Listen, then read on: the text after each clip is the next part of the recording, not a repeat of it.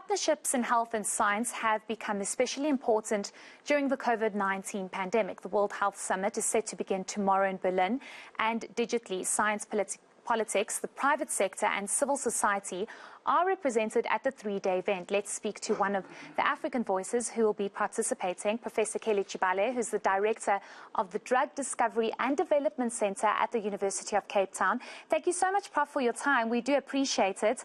I think, first of all, let's just speak about how important this health summit is, given what we are experiencing globally with COVID-19. Good afternoon, Heidi, and good afternoon to the viewers. Thank you for having me.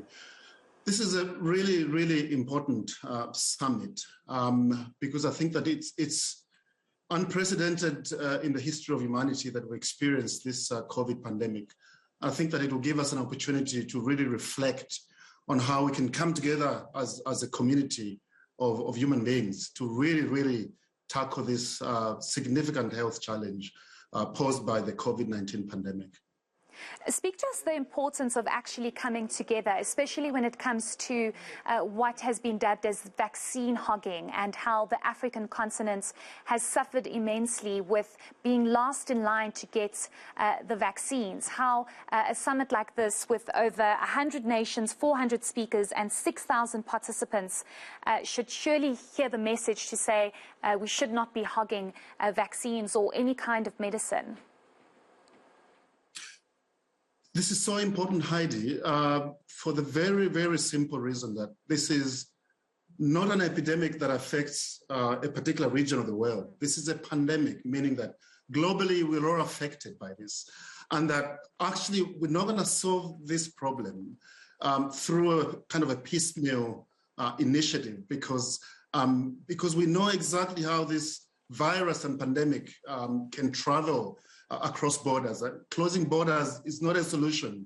And actually this kind of gathering is one that will remind us that we have a common destiny as human beings and actually coming together to solve a problem like this, to share vaccines. We are in a pandemic, which means that we cannot afford the luxury of saying that we need to make sure things are sorted out in one country before another.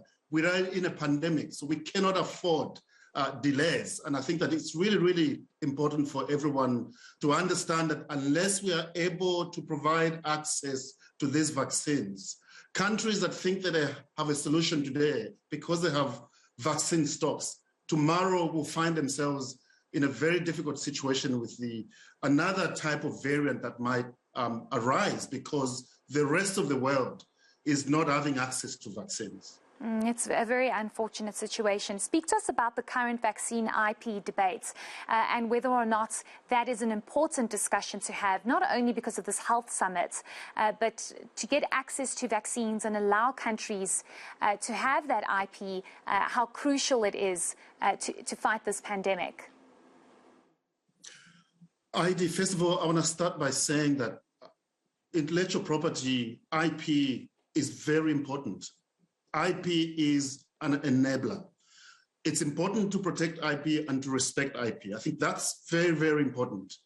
But secondly, when we have a pandemic like this, I think that is a very strong argument to waive IP, at least for a period, to allow countries to be able to have the capability to manufacture the vaccines using the technologies that have been developed.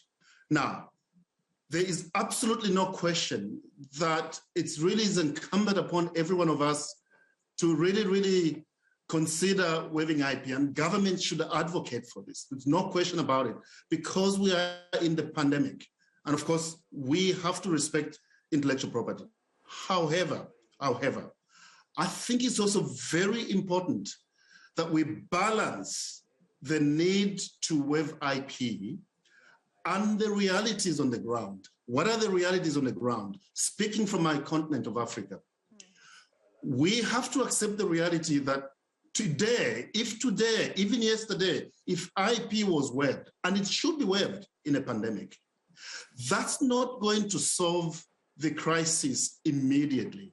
because suddenly we're going to have to think about whether we have the infrastructure, the resources, the technologies, the know-how to be able to manufacture these vaccines, which require specialized facilities, specialized ingredients, et cetera, et cetera. So I think that the principle of waiving intellectual property, at least for a season, until such a time when the world can reach herd immunity of some sort, is really important.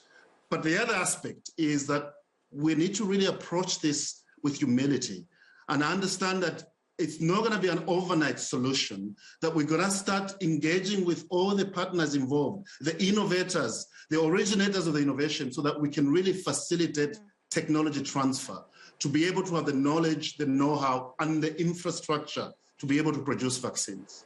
Okay, and then just lastly, Prof, I don't have much time, but just maybe your insights on why you think the African continent is always last in line. I mean, it's not just because of the COVID-19 pandemic, but, you know, you'll have a situation where sometimes resources aren't pumped into the African continent for other viruses and other pandemics. Why do you think that is?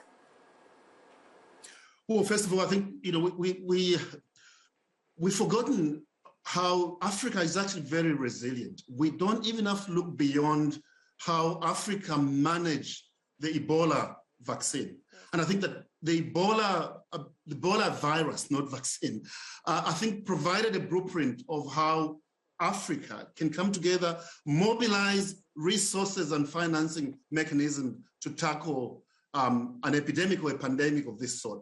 So I think it's a question of not so much Africans always arguing for access, equal access to something. The principle is a sound one, but the argument should now be, from now onwards, how can we in Africa be better prepared to respond to future pandemics? How can we use the lessons of the Ebola virus and COVID to reevaluate how we respond proactively to prepare for the next pandemic, so that the argument would no longer be about vaccine inequity, but will be about what can we as Africans contribute to the next global pandemic. And already the Ebola virus and the epidemic provided a blueprint of how Africans have robust systems to respond. We just need to scale these up and coordinate effectively within the continent.